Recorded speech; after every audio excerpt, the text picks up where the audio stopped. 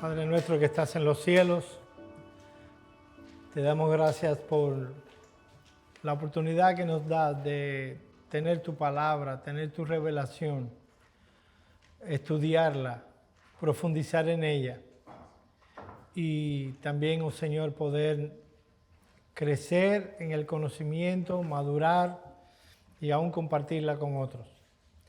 Concédenos que esta noche podamos continuar entendiendo estas cosas.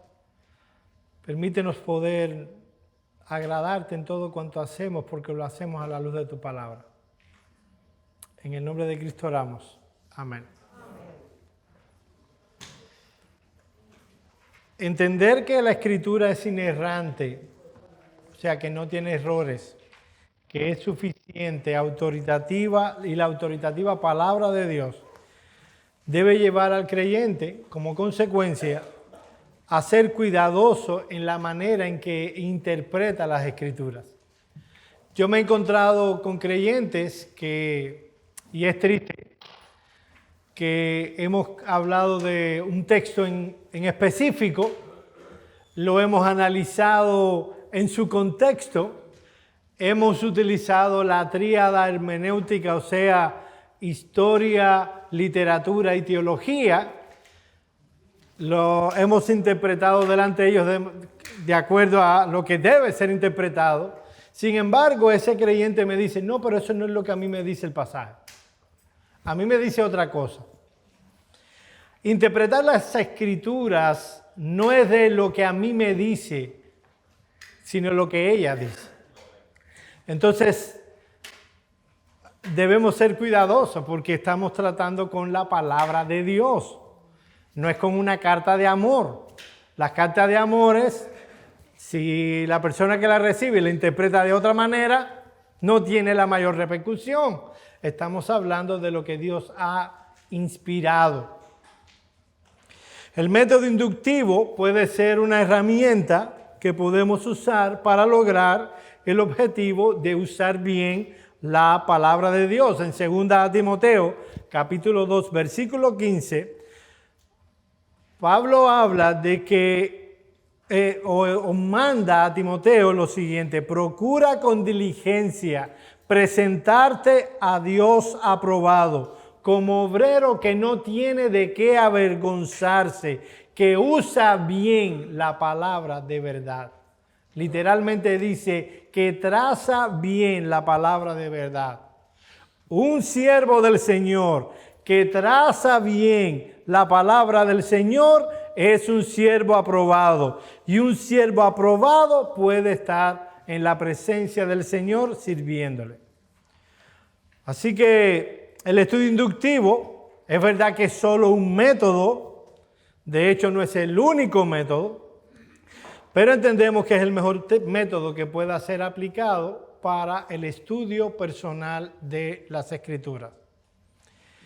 Ya habíamos visto que hay dos métodos comúnmente utilizados para el estudio personal. ¿Cuáles son? El método deductivo y el método inductivo. Dice un autor: la presente discusión emplea el término inductivo como sinónimo de evidencial, es decir, un compromiso con la evidencia en y alrededor del texto para permitir que esa evidencia determine nuestro compromiso con el texto. Donde quiera que esa evidencia pueda ser presentada y nos pueda conducir, allá iremos. Continúa diciendo, deducción, hablando del método deductivo, se usa como sinónimo de presuposicional, es decir, un compromiso con ciertos presupuestos que permitimos determinar nuestra comprensión de acuerdo al significado del texto. ¿Qué es lo que está diciendo esto? Que el método deductivo viene con presupuestos a priori, o sea, antes. ¿Cuál es el problema con venir con presupuestos a priori? Ya estamos prejuiciados. Hay algo peor que eso. Exacto, y por tanto, lo importante o lo determinante es cuál es la cualidad o calidad de esa presuposición. Si la presuposición es correcta, obviamente vamos a llegar a conclusiones correctas. Pero si la presuposición es errada, ¿a dónde vamos a ir? A cualquier lugar, pero no a la verdad. Y ese es el peligro de usar el método deductivo en el aprendizaje privado, que es lo que, personal. ¿Qué es lo que pasa? Que el ser humano es un ser caído. Es muy difícil que un ser caído pueda llegar a presuposición. Yo no estoy diciendo que sea imposible, que pueda llegar a conclusiones correctas basado en su entendimiento personal o su presuposición a priori. Por eso entendemos que el método inductivo es superior en este sentido. Ya habíamos visto que en el estudio general, déjenme decirlo de otra manera. Estamos ahora en la observación, ¿verdad?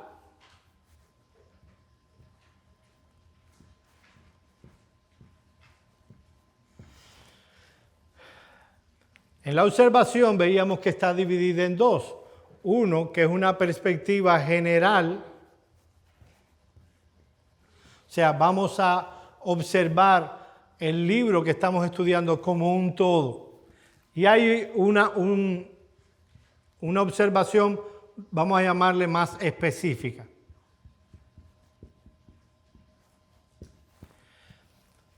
Estamos aquí en la general.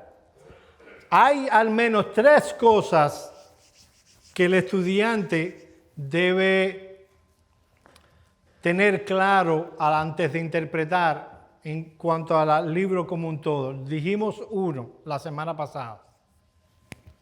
¿Qué debíamos descubrir después de ver el tipo de literatura y demás? ¿A dónde debíamos llegar en nuestro estudio? El propósito.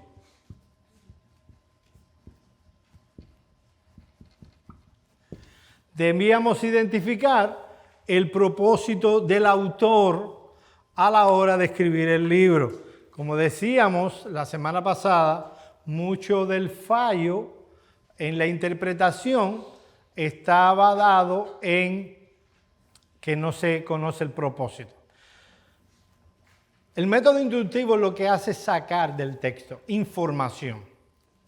Para llegar al propósito, nosotros teníamos que sacar alguna información del libro. Por ejemplo, ¿qué era lo primero que teníamos que sacar? Los datos relacionados con el autor y los destinatarios.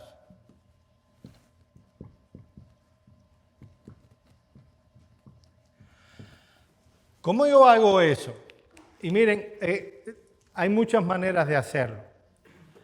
Luego, los que están interesados pueden ver mi estudio general de la epístola a los Colosenses. Fíjense más en cómo yo lo hago que en lo que saqué, para que luego cuando estudiemos la carta usted pueda estudiarla y sacar sus propias conclusiones. Pero yo básicamente en una hoja pongo autor, y luego voy texto por texto leyendo a ver qué información me da sobre el autor. Le pongo los versículos donde yo lo saqué.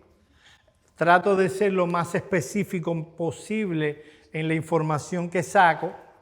Y luego vuelvo a leer el libro sacando toda la información que me da sobre... Alcánzame la carpeta. Vamos a hacer un repaso. Ese, por favor. Toda la información que me da sobre los destinatarios. ¿Qué me va a ayudar a sacar toda esta información? Nosotros luego del propósito veremos que nosotros tenemos que extraer el ambiente, o ¿cómo le llamamos? El ambiente de la carta, que se respira en la carta. Cada carta, cada libro tiene su ambiente, eso lo vamos a ver en un momento. y ver la información que el autor da de sí mismo y la información que da sobre los destinatarios nos va a dar mucha luz. Por ejemplo, Colosenses. Y de paso aprendemos mucho del personaje y de la carta. Por ejemplo, primero, Pablo fue el que escribió la carta, era un apóstol de Jesucristo por la voluntad de Dios. Timoteo era su ayudante. Capítulo 1, versículo 1. Él oraba constantemente por los de Colosas.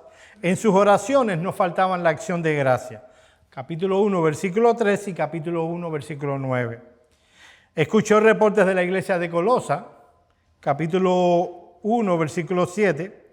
Pablo no se creía un creyente especial, sino alguien simplemente que estaba disfrutando la libertad en Cristo como los demás cristianos. ¿Cómo yo saco eso? Que él dice, porque nosotros, y habla de la salvación, él incluye a los colosenses en la misma estatus espiritual que él. Él no se creía a los apóstoles. A veces cuando vemos los apóstoles de nuestros días, que uno los oye y da la impresión de que ellos tienen un contacto con Dios que nadie puede tener. Eso es un problema. Primero, eso es católico romano. Eso es contrario, y ya esto no tiene que ver con la clase, pero siempre hay algo que yo tengo que soltar, ¿verdad? De teología.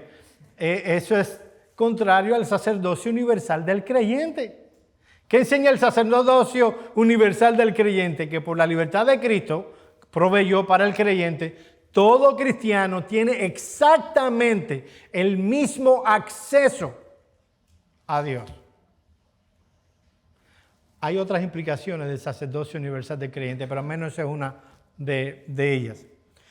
Pablo fue hecho ministro, o sea, no se autoimpuso. Capítulo 1, versículo 23 y capítulo 1, versículo 25. Él estaba padeciendo por los colosenses, su aflicción era en la carne por el cuerpo de Cristo. Ahí hay un juego de palabras que utiliza Pablo. Capítulo 1, versículo 24, etcétera. Cuando uno termina extrayendo todo el mensaje o toda la información que nos da sobre el autor y los destinatarios, uno ha andado un buen camino. Lo siguiente para el propósito. Palabras claves.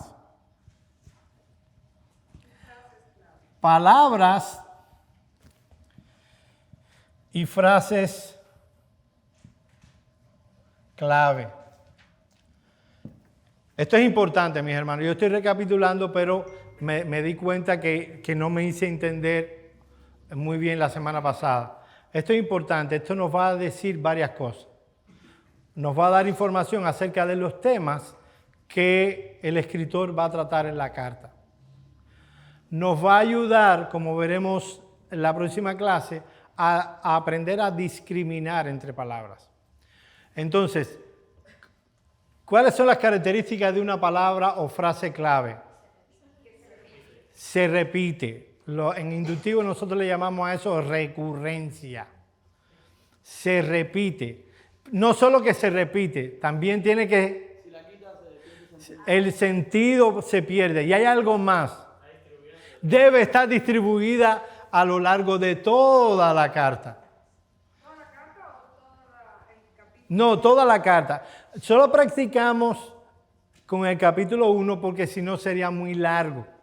Entonces por eso pusimos capítulo 1. Recuerden que estamos viendo la carta o el libro en general. O sea, tiene que estar distribuido por todo el libro. Si aparece solo en un capítulo, bueno, es palabra clave de ese capítulo, pero no del libro. Tiene que estar distribuido a lo largo de todo el libro. Esas son las 3 características de una palabra recurrente. Yo creo que ahí fue que nos quedamos, ¿no? ¿O vimos algo más? Hasta ahí.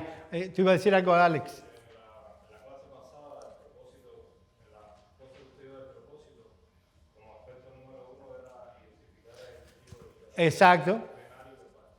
Exacto. Plenario y verbal es nuestra perspectiva teológica de la inspiración de las Escrituras. Nosotros, los pastores de esta iglesia, y obviamente la confesión y los miembros de esta iglesia, creemos que la inspiración de las Escrituras fue plenaria y verbalmente. O sea, toda la Escritura es inspirada por Dios, cada palabra fue inspirada por Dios. Está puesta en el lugar que debe estar. Hay algo más que debemos extraer. ¿Cómo hacemos esto? Leemos la carta, extraemos los datos del autor. Leemos la carta, extraemos los destinatarios. Leemos la carta 3 o 4 veces más para extraer las palabras claves. Hay 3 palabras que siempre son clave. Padre, Hijo, Espíritu Santo, Dios, Él cuando se refiere a Cristo o a Dios, todas esas cosas. Lo que yo hago, Señor, Él, lo que yo hago, no sé si lo podrán ver, es que yo le doy a las palabras claves un símbolo, o puede ser un color, o puede ser un símbolo y un color. Eso me permite ver, aún desde afuera, rápidamente, dónde están situadas las palabras clave. Luego me van a ayudar. Esto no lo hacen los exegetas. Esta bobería nada más que lo hago yo y alguna gente que estudia inductivo. Pero me ayuda a mí a hacer la escritura algo visual. Lo pueden hacer. De hecho, nosotros vamos a proveer los cursos. Hay algunos que estamos haciendo nosotros, hay otros cursos de estudio inductivo que van a venir de un ministerio en Cuba que se llama Hacedores de la Palabra. Ellos tienen prácticamente toda la Biblia ya preparada para estudiarla de forma inductiva. Vamos a empezar. Estamos debatiéndonos y los pastores son a la larga los que van a decidir al final si vamos a empezar con Tito, que ya lo dimos, pero la mayoría de ustedes no estaba, o vamos a empezar con Segunda de Pedro. Lo que ellos me digan, hacia allá vamos.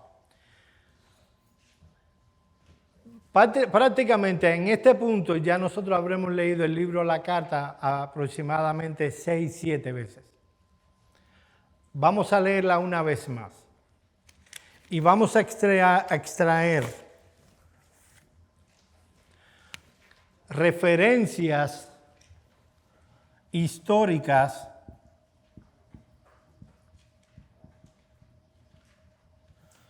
religiosas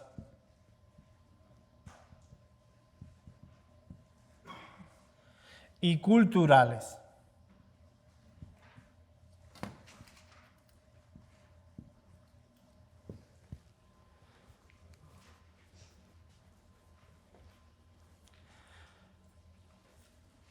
Me faltó uno, yo decía algo me falta, y es geográfica también. Toda referencia geográfica, histórica, religiosa, cultural, vamos a extraerla y la vamos a reflejar en nuestro cuaderno de notas. Debemos tener en cuenta la mención de lugares, circunstancias vividas en esos lugares que la carta o el libro nos expresan, personajes unidos a lugares específicos. Esos personajes nos van a situar en la historia. Por ejemplo, es importante estudiar, cuando estudiamos 1 Tesalonicenses, dónde estaba situado y qué importancia tenía esa ciudad para el contexto geográfico en el que estaba. También debemos sacar cualquier información que nos dé la carta sobre el contexto político. Estás estudiando Primera de Pedro, es importante saber qué estaba pasando en ese contexto. Y fíjense, no estamos sacando la información de los libros de historia. ¿De dónde vamos a sacar la información? De la carta que estamos estudiando. Primera de Pedro está lleno de tristeza, de llanto. Estaban siendo perseguidos. Uno se maravilla luego cuando saca los libros de historia. Estás estudiando Romano o Primera de Pedro y te dice que debes sujetarte a las autoridades. ¿De qué autoridad estaba hablando Pedro cuando estaba escribiendo Primera de Pedro? De Nerón, el Imperio Romano. Y él les está diciendo a esos creyentes, sométete a esos reyes. Y eso debe traer perspectiva a nuestra vida con respecto a las autoridades civiles. Bueno, Sí.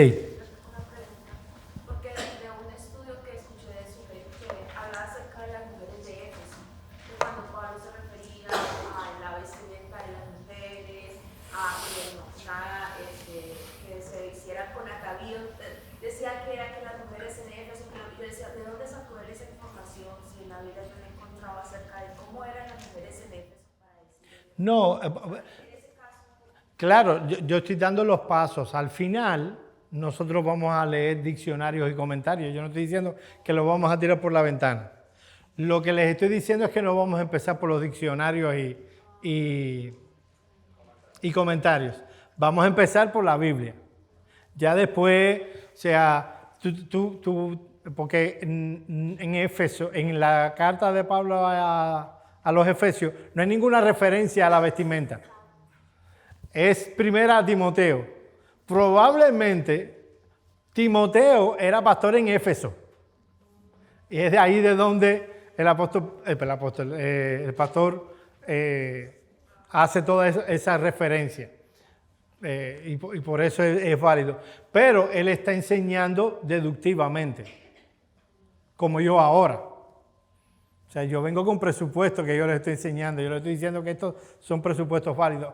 Ahora, a la hora de ustedes sentarse, ya es donde ustedes con la Biblia solo deben analizarlo. Los predicadores hacemos eso. Revisamos la Biblia, estudiamos la Biblia primero y luego lo comparamos con comentarios, con libros de historia y demás. Así que no hizo nada mal. Miren lo que dice un comentarista o un estudioso de este tema, hablando de la utilidad que tiene conocer el contexto cultural de un texto. ¿Alguna vez has cenado con una persona de otra cultura? Dice él. Si bien es cierto que algunas normas sociales como mostrar educación y gratitud son universales, otras reglas específicas varían de una cultura a otra. Por ejemplo, hay una diferencia entre las bebidas que se ofrecen a los invitados. En muchas culturas, el café o el té que se sirve al final de la comida. Generalmente los latinos lo hacemos así. En mi cultura, dice este escritor, el café o el té se sirve tan pronto llega el invitado. Aún recuerdo la vergüenza que me dio el día que le serví café a un invitado extranjero tan pronto llegó a mi casa. El invitado creyó que yo le estaba indicando que su visita debía ser corta. O sea, cómo la cultura te ayuda a la interpretación. Si eso pasa en la vida cotidiana, bueno, también en las escrituras. Entender el contexto religioso, cultural, histórico, geográfico es sumamente importante. Ya cuando estás aquí y tú ves las palabras y frases claves, los énfasis, que es lo que te va a indicar también las palabras y frases claves, tú debes tener una muy buena idea de cuál es el propósito de la carta. Por ejemplo, yo sé que algunos ya ellos se mandaron y vieron ¿cómo se llama? la ayuda visual que les repartí y ya hicieron toda la carta a los colosenses, por lo menos todo lo que la visual tiene. ¿Alguien sabe de los que hicieron ese trabajo cuál es el propósito de la epístola de Pablo a los colosenses? A ver. Si lo viste en un comentario, no. Ok. Básicamente creo que la iglesia de los colosenses estaba siendo judaizada, entre otras cosas. Ok. Estaba siendo adoctrinada por doctrinas de hombres, y entonces Pablo le está diciendo, mira, esas cosas que están haciendo lo que te hace es como una conducta del cuerpo visual, pero no es lo que realmente influye en el corazón. Correcto. Probablemente, y ese es el contexto, bueno, Pablo está preso, recibe reportes de lo bien que andaba la iglesia de Colosas. Esta es una de las mejores iglesias del Nuevo Testamento. A veces me sorprende, y es aquí donde hay que aprender a no leer más de lo que está. Cuando ven a Pablo diciendo en el capítulo 3, haced morir lo terrenal en vosotros, ya hacen toda una historia que la iglesia de Colosas había pecado, no sé, yo no sé dónde sea. Esa es una exhortación que se desprende de lo que está enseñando Pablo acerca de Cristo. No es que ellos estaban en pecado ni nada de eso. Ahora, Pablo estaba preso, recibió reportes no solo de la iglesia de Colosas, sino de la iglesia de Hierápolis y la Odisea, de que habían falsos maestros enseñando o tratando de influenciar para mal a estas iglesias. Algunos se aventuran a unir esos falsos maestros con el gnosticismo, pero el gnosticismo salió 200, 300 años después. Para mí, hasta donde yo puedo llegar, que el texto me enseña, era una especie de raros judaizantes que habían mezclado el judaísmo con otros elementos no bíblicos. Y Pablo quiere enseñarles, y aquí está el centro, que todo cuanto necesitamos en la vida cristiana se halla solo y únicamente en Cristo. Solo y únicamente en Cristo. No hay un conocimiento especial fuera de Cristo y su palabra que pueda completarnos en Cristo, y es una insistencia que está no solo en palabras específicas, sino en todo el contexto. En Cristo nosotros estamos completos. Cuando llegamos aquí, debemos tener una muy buena idea de cuál es el propósito del autor. Luego del propósito, vamos a hacer algo. ¿Qué debemos hacer después que sacamos la información necesaria para el propósito?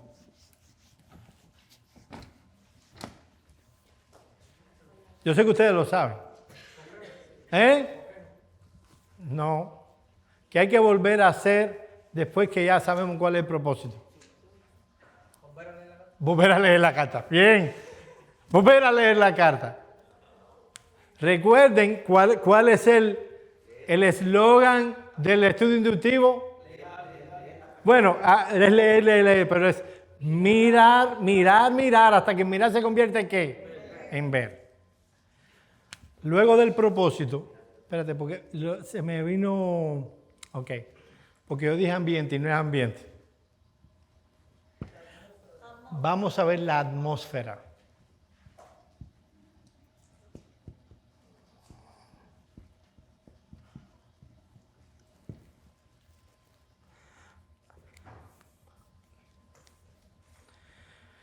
Este es un elemento sumamente importante. Por atmósfera nos referimos al tono subyacente o el espíritu del pasaje, que aunque es intangible, sin embargo es real. Algunos de los estados de ánimo por los que se puede caracterizar una porción son los de desesperación, acción de gracias, asombro, urgencia, alegría, humildad, ternura. Un mismo autor puede tener en un libro cierta atmósfera muy diferente del otro. La inspiración de la Escritura, y esto es importante que yo lo aclare, no implica que las emociones y los estados de ánimos de los escritores fueran anulados. No implica eso. Lo que los escritores escribían y el contexto en el que escribían les afectaba en lo más profundo de sus corazones. Por ejemplo, la carta de Pablo a los Gálatas. Es relativamente fácil encontrar la atmósfera, o sea, el estado de ánimo del escritor. Es evidente que en Pablo había una combinación de urgencia y hasta cierta frustración y tristeza al enterarse de que las iglesias en Galacia estaban siendo engañadas por los judaizantes. Leemos algunos textos. Gálatas 1, 6 al 8. Yo los voy a leer para que no tengan que buscarlo por asunto del tiempo. Miren, si ustedes no pueden casi... Si cierran los ojos y lo leen, casi pueden entender el tono en el que Pablo está hablando. El tono de voz, digo yo. Estoy maravillado de que tan pronto os hayáis alejado del que os llamó por la gracia de Cristo para servir a un evangelio diferente. No que haya otros, sino que hay algunos que os perturban y quieren pervertir el evangelio de Cristo. Mas si aún nosotros o un ángel del cielo os anunciare otro evangelio diferente del que os hemos anunciado, sea anatema. O el capítulo 3, versículo 1 al 5. Oh Gálatas insensatos, ¿quién os fascinó para no obedecer la verdad? A vosotros ante cuyos ojos Jesucristo fue ya presentado claramente entre vosotros como crucificado. Esto solo quiero saber de vosotros. ¿Recibisteis el Espíritu por las obras de la ley o por el oír con fe? Tan necios sois, habiendo comenzado por el Espíritu, ahora vais a acabar en la carne. Tantas cosas habéis padecido en vano. Si es que realmente fue en vano, aquel pues que os suministra el Espíritu y hace maravillas entre vosotros, ¿lo hace por las obras de la ley o por el oír con fe? O el 4:11. ¿Cómo le suena este versículo? Me temo, y yo me lo imagino a él anegado en llanto mientras escribía eso. Me temo de vosotros que haya trabajado en vano con vosotros. El 4, 15 al 17. ¿Dónde pues está esa satisfacción que experimentabais? Porque os doy testimonio de que si hubieseis podido, os hubierais sacado vuestros propios ojos para dármelos.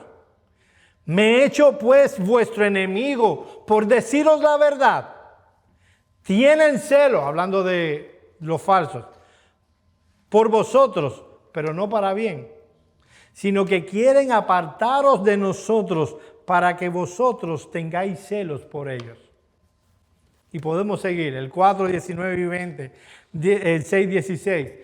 Segunda Timoteo también es muy emocional en sus páginas. Yo creo que ya aquí yo he probado mi punto. Esto es importante saber. Esto va a darnos la urgencia, la importancia de esta carta, o de la que estemos estudiando, la atmósfera. Lo último, debemos definir la estructura.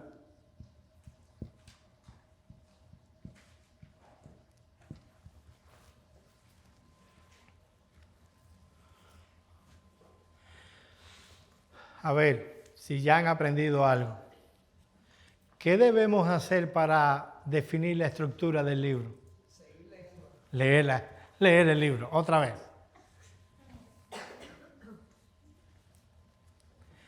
Lo que vamos a hacer es leer y vamos a llenar, generalmente en los cursos que estaremos dando, habrá un cuadro como este, se le repartió, donde uno va leyendo, y la ventaja que tienen los cursos, entre otros muchos, no solo le va a guiar a estudiar de forma inductiva y puede seguir los pasos poco a poco, lo que estas clases son importantes para tener una idea y cuando le digamos, vamos a sacar las palabras clave, ustedes las sepan.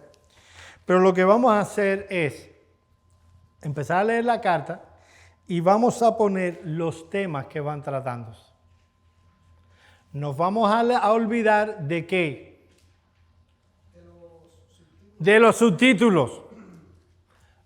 Los cursos no van a tener subtítulos, así que no se puede guiar. Usted debe orar, que Dios le ilumine, y usted debe poner ahí los temas que trata. Los temas del capítulo 1, los temas del capítulo 2 y los temas del capítulo 3. En esta sección, usted va a ponerle un título al capítulo. Un título que resuma los temas. No puede ser como los títulos de las novelas. No sé si se ha fijado. Por cierto, ya que están las cámaras ahí, yo no veo novelas. Pero veo los anuncios de las novelas. Y son curiosos. Por ejemplo, la mayoría son nombres de mujer. Rosalinda. No sé, Amelia. María la del barrio. Como saben. O cosas sangrientas. No sé, ahora me había acordado, se me había ocurrido un nombre de novela. La venganza o la... Ok. Y uno se ve, y hay 150 capítulos y no tienen nada que ver con el título. No puede ser así. O sea, ese título que vamos a poner ahí tiene que estar acorde con los temas que se tratan. ¿Cuáles son las características que debe tener un buen título? Copia ahí, que eso no te lo van a enseñar en la universidad. Un buen título debe constar de no más de 5 palabras. Debe resumir la enseñanza del capítulo, debe ser en 5 palabras y entre esas 5 palabras debe estar incluida una palabra clave. Si sacamos bien las palabras clave, no será difícil hacer un título de eso. Mis hermanos, ¿qué tiene de utilidad esto? Tiene la utilidad de que usted va a tener que pensar. El método inductivo, aunque obviamente vamos a depender del Espíritu Santo, de la iluminación del Señor, el método inductivo necesita que usemos. Dice Jesucristo que nosotros debemos amar a Dios con todo el corazón, con toda el alma, con toda la mente. Y aquí vamos a usar la mente.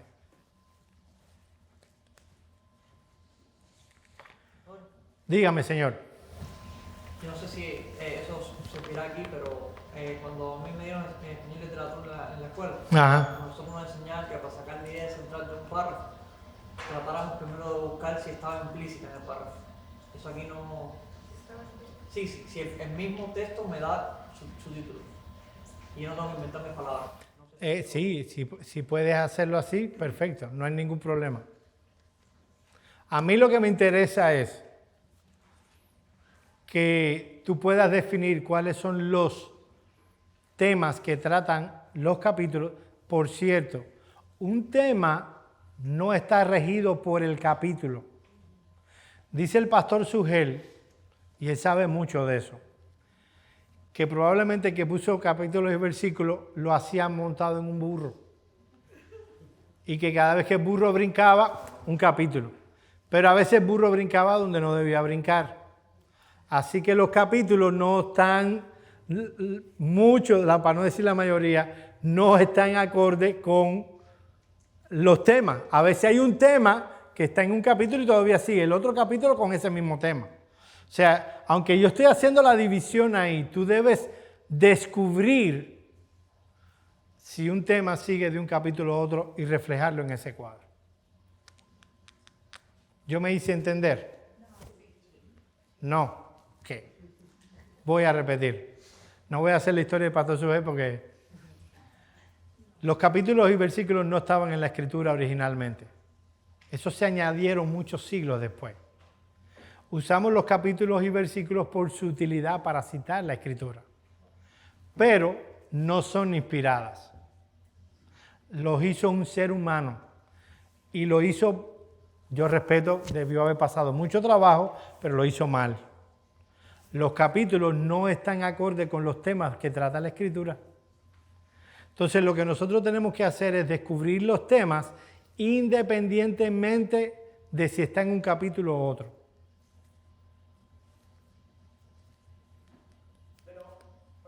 Dígame. Vamos a leer el capítulo 1 de Colosenses, por ejemplo, el 1 hasta el 2, pero vamos a utilizar todo el párrafo, solamente el 1, para sacar del 1 el tema central. No vamos a seguir con el 2, porque es independiente. Ok, nosotros estamos estudiando ahora la carta, repito, como un todo. Cuando vayamos a picar los pedazos, obviamente sí vamos a guiarnos por los capítulos. No rígidamente, pero sí nos vamos a guiar por ellos. Y en ese sentido los vamos a usar. Por ejemplo, hacemos lo que se llama, en precepto le llaman panorama general, que es el estudio que estamos haciendo ahora como un todo. Luego ellos van a hacer capítulo por capítulo, ellos le llaman registro de observación. Nosotros le llamamos de otra manera, pero estoy diciendo porque es famoso el Ministerio Enseñando Inductivo. Y sí vamos a ir capítulo por capítulo. Ahora, los temas del libro no están regidos por los capítulos. Vamos a probarlo. Vamos a probarlo con Colosenses, por ejemplo. Por ejemplo, déjenme borrar aquí. ¿Dónde yo puse?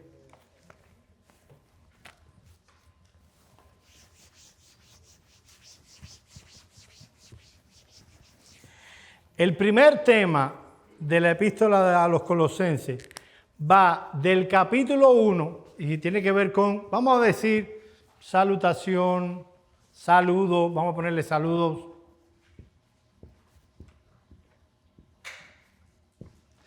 Va del 1.1 al 1.14, del 1 al 14.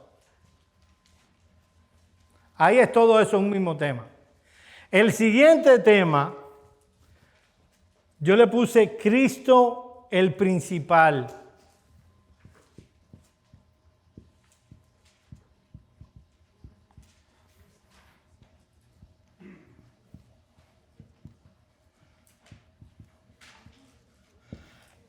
Ya de paso, son mis títulos. Aquí está la palabra clave. Ahí no hay palabra clave porque saludo no, pero se puede idear. Y va del versículo 15, 1:15 al 23.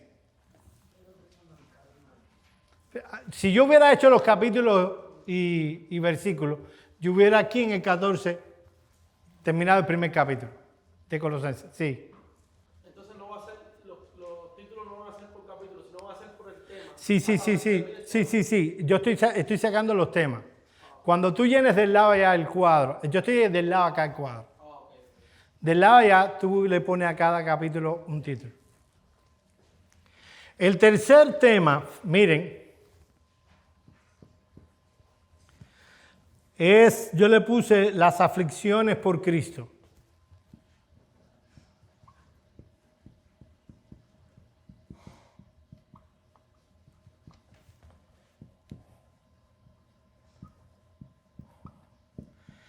Este va del 1.24 al, espérense,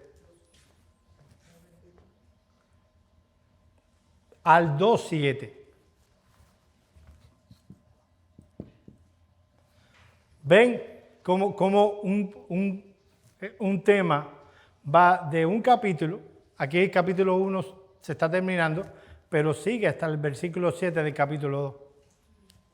No me puedo guiar por los capítulos, por los capítulos y versículos, porque si no me voy a perder en los temas, porque no lo hicieron bien. No me estoy quejando de la escritura, me estoy quejando de que dividió la Biblia en capítulos y versículos. No sé si ahora están viendo más gráficamente cuál es el punto.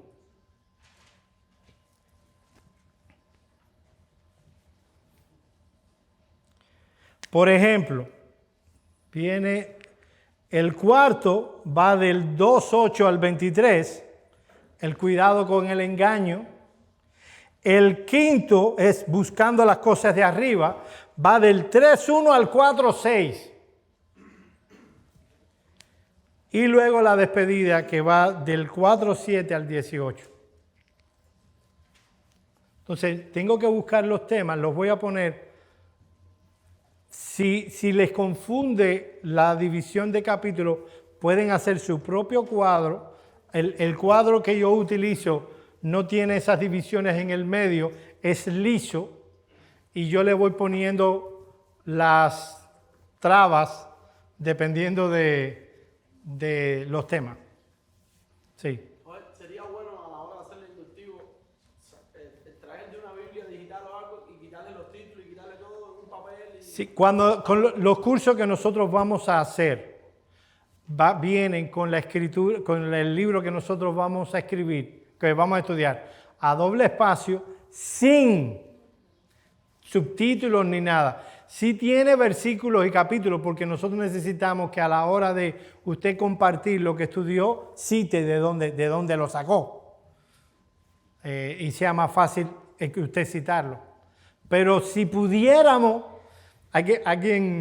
un pastor me decía, oyéndome hablar de esto, y oyendo mi queja, me decía, ¿y no pudiéramos hacer una nueva edición de la Biblia con ya los capítulos y versículos? Y yo le decía a ese pastor, ¿usted sabe cuántos libros de libros habría que entonces arreglar? ¿Cómo hacemos eso? Mira, vamos a darlo así ya. Sí. Pastor, ¿cómo nosotros llegamos a la conclusión? ¿Cómo nosotros determinamos dónde empieza y dónde termina una sesión? Por los temas. El tema lo sacamos cuando ya tenemos una sesión, No, ¿no? tú tienes las palabras clave. Las palabras clave ya a ti te dieron una muy buena pista, buenísima, de lo que se está tratando.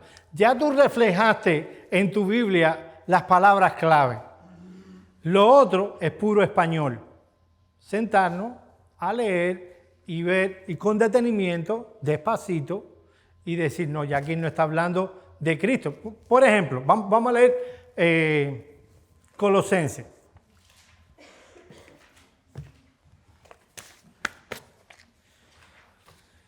Para que ustedes noten que se van a dar cuenta, ustedes van a poder percibir eso. Vamos a leer desde el versículo 3 del capítulo 1. Siempre orando por vosotros. Ya hay una palabra ahí que te da una clave bastante importante. ¿Cuál es la palabra? Orando. Siempre orando por vosotros, damos gracias al Dios Padre de nuestro Señor Jesucristo, habiendo oído de vuestra fe. Eso es que la razón por la que Él está orando por ellos, porque Él oyó de la fe de ellos.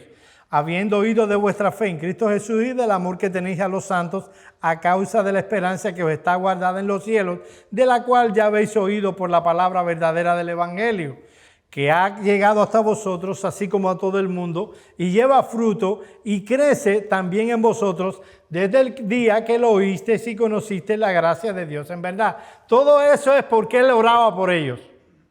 Yo estoy orando porque a mí me contaron que ustedes creían, que a mí me contaron que una vez que llegó el Evangelio, no solo ustedes lo creyeron, dio fruto y creció. Y por eso yo estoy orando por ustedes. Sigue diciendo él, versículo 7, como lo habéis aprendido de Epafras, vuestro consiervo amado, que es un fiel ministro de Cristo para vosotros, quien también nos ha declarado el amor vuestro en el Espíritu. Por lo cual también, desde el día que lo oímos, no cesamos de orar por vosotros. ¿De qué está hablando Pablo todavía?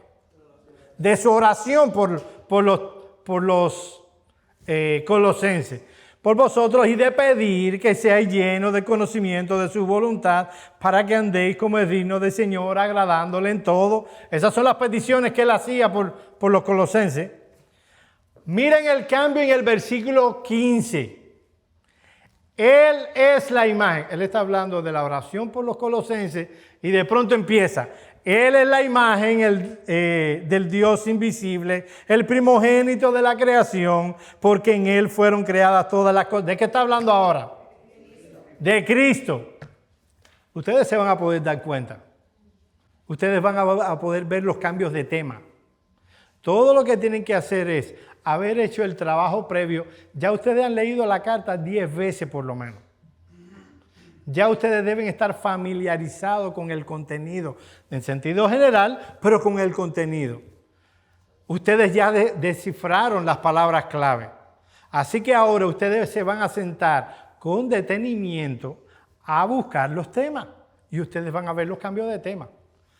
Al principio tal vez no será tan fácil. Así que aquí la práctica les va a ir dando las habilidades para poder percibir los cambios de tema. Pero créanme, lo van a poder hacer. Porque es que ya ustedes en este punto ya han leído mucho la carta y ya tienen las palabras clave. Dime. Hoy, con respecto al tema, ¿hay algo que nos quieras decir?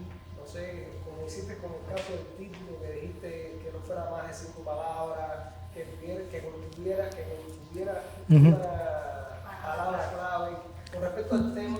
No, con respecto al tema, sencillamente lean y lean con detenimiento.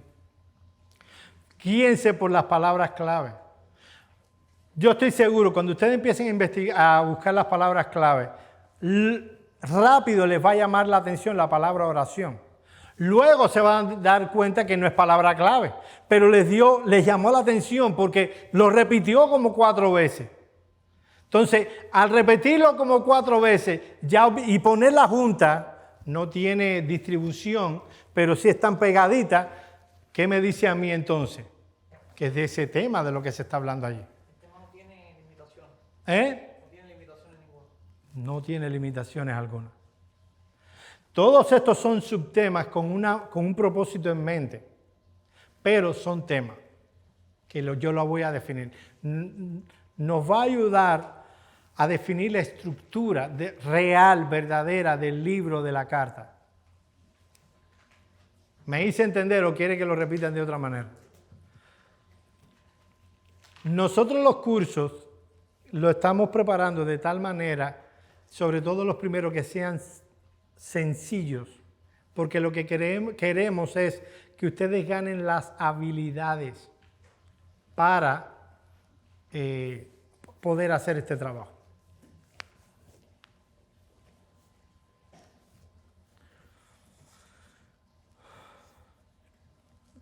Ahora, él está hablando de Cristo. Y miren el versículo 24 de Colosenses 1. Él está hablando de Cristo. Miren el 21. Y a vosotros también, que eras en otro tiempo extraños y enemigos en vuestra mente, haciendo malas obras, ahora Él os ha reconciliado en su cuerpo de carne por medio de la muerte, para presentaros Él sin mancha y santos y sin mancha irreprensibles delante de Él. Si en verdad permanecéis firmes y fundados. Pero miren ahora el 24. Ahora me gozo en lo que padezco por vosotros y cumplo en mi carne lo que falta a las aflicciones de Cristo por su cuerpo, que es de la iglesia, de la cual yo fui hecho ministro según la administración de Dios que me fue dada para con vosotros, para que anuncie cumplidamente la palabra de Dios. Ya ahora Pablo no está hablando de Cristo preeminentemente. ¿De quién está hablando hoy? De Él. Se va a entender cuando Él cambie de tema. ¿Por alguna razón no puso las aflicciones de Pablo? ¿Por alguna razón no puso las aflicciones de Pablo? ¿O pudiera haber sido un tema? No, sí puedes poner cuando estás definiendo los temas, puedes poner todas las palabras que tú quieras. Yo sencillamente aquí, mire, esa sección, ya yo lo que hice que ustedes vieran cómo yo hago los títulos. Entonces, si quiero que queden 5 palabras, tengo que usar mi libertad editorial y entonces las aflicciones por Cristo. Obviamente, exacto, obviamente yo, como es para mí, sé que está hablando de Pablo ahí.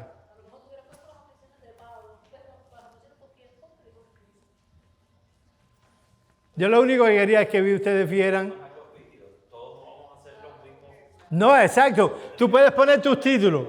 Yo no te voy a decir, pon los que yo quiera, los que me gustan, no. Por eso pregunté si había alguna razón que no sabemos. La razón es que yo quiero que sean 5 palabras, menos de 5 palabras con una palabra clave.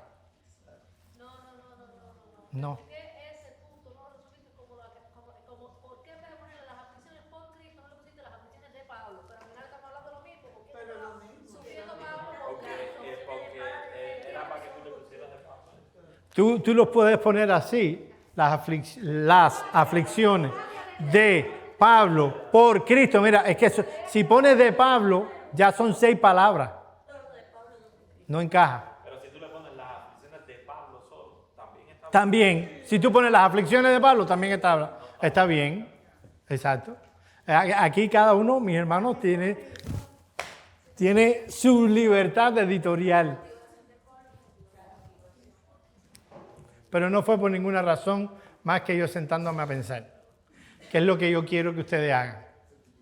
Se sienten con el texto, analicen el texto, observen el texto y piensen en el texto. Que lo hagan en oración y en dependencia del Espíritu. Luego que yo defino los temas, entonces voy a preparar mi bosquejo del libro, que es mi trabajo final en cuanto a la estructura. Aquí hay una combinación entre los temas y mi bosquejo final, porque querían que lo vieran. Voy a bosquejar. Uno va a los comentarios y uno ve el bosquejo del libro.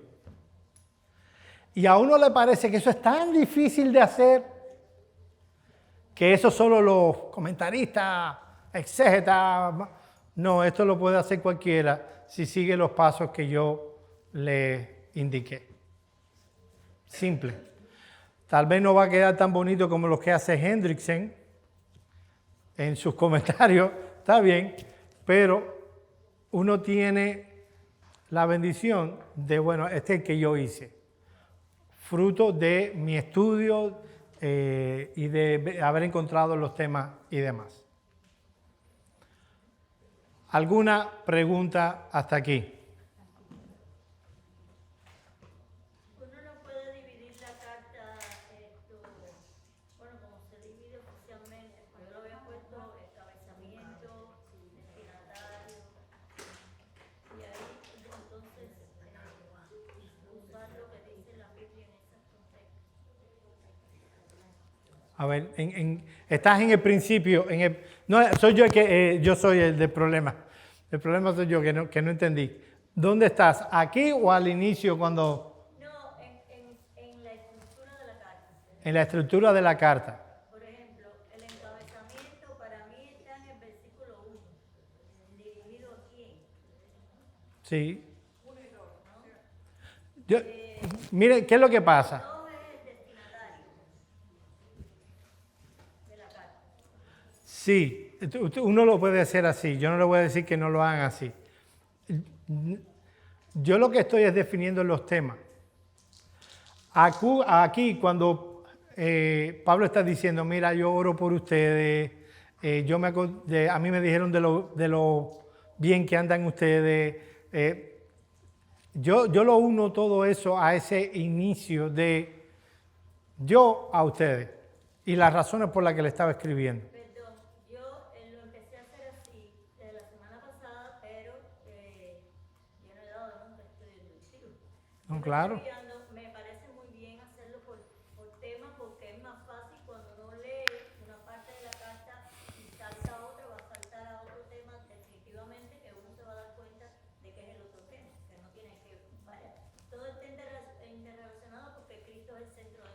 no es un mismo tema una parte que la otra.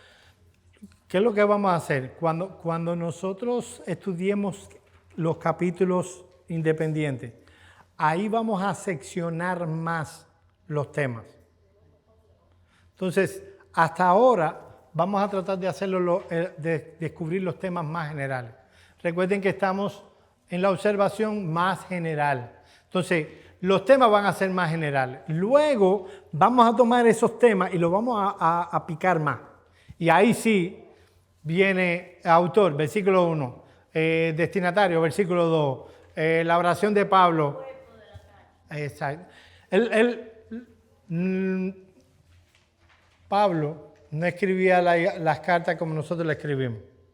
De hecho, él era bastante clásico, vamos a decirlo así, en su estructura de acuerdo a aquella época. Nosotros escribíamos, porque ya nadie escribe cartas. Ahora los correos son demasiado impersonales. Pero lo escribimos de otra manera. Todavía nos queda algo de aquello, pero lo hacemos de otra manera. Pero cuando vengamos ahora al estudio por capítulos, vamos a dividir mucho más, vamos a seccionar más. Es como, no sé si han visto CSI, que tienen el muerto y el patólogo está enfrente y analiza, mira, la agarraron por el cuello y tiene una oreja que le mordieron la oreja, Y luego abren a la persona, miran por dentro. Ahora nosotros sencillamente estamos mirando la carta en un sentido general. ¿Alguna otra pregunta?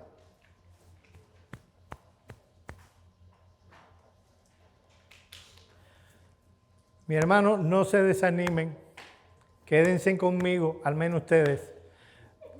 El primer día habían 100 personas aquí. El segundo día habían 80 personas. Sí, yo sé. Mi papá contaba la historia, una historia graciosa. Yo no hago cuentos, yo los narro. Mi papá sí los cuenta. Yo simplemente los narro. De un niño que ya desde que tenía 3 años estaba con su papá. Papi, yo quiero ir para la escuela. Papi, yo quiero ir a la escuela. Papi, yo quiero ir a la escuela. Al final el niño llegó a los 5 años y ya le tocó ir a la escuela. Y el niño ya desde antes de empezar a las clases, una semana estaba, me voy para la escuela. Revisaba el uniforme porque era con el uniforme y se lo probaba. El niño fue contentísimo el primer día de clase. Al siguiente día, el papá lo despertó. Fulanito, vamos para la escuela. Y el niño abre los ojos y dice, pero hay que ir todos los días. Yo pensaba que era ayer nada más. Parece que oyeron el inductivo y pensaban que era nada más el primer día. No le hagan ese cuento a los que no están aquí, por favor, que no quiero. Esa parte también lo van a editar en el... No vaya a ser que... Bien, yo creo que ya es tiempo de descansar. Nos vemos la semana que viene. Ya la semana que viene vamos a empezar a ver la observación por capítulos. Tomar un capítulo, ya con esta idea, recuerden que nosotros no respetamos mucho los capítulos de versículos, pero para ir de manera por lo menos organizada. Es bueno para guiarse, es bueno para citarlo, si no sería muy difícil citar un texto de la Escritura, y en ese sentido damos gracias a Dios por lo que se les ocurrió ponerle capítulos y versículos. Bueno, vamos a pedirle a Julio que tenga un momento de oración y así estamos despedidos. Padre, infinitas gracias te damos por esta oportunidad que tú nos das, Señor, de aprender a estudiar tu palabra. Porque tu palabra pide, Señor, porque necesitamos la verdad de tu palabra y la verdad sin adulterar, Señor. Lo que tú quisiste que nosotros supiéramos, lo que el Espíritu Santo inspiró a decir a los autores, Señor. No lo que nosotros creemos del texto, sino lo que tú quieres que nosotros sepamos para vivir nuestra vida imitando a Jesús. Te pedimos, Señor, que tú, mientras nosotros aprendemos a hacer este proceso, quites de nosotros toda presunción, toda eso, y que vayamos a tu texto, Señor, con humildad, sabiendo, Señor, que tú nos guiarás a toda la verdad como nos prometió en tu palabra. Te pedimos todas estas cosas en el poderoso nombre de Jesús. Amén. Amén. Amén.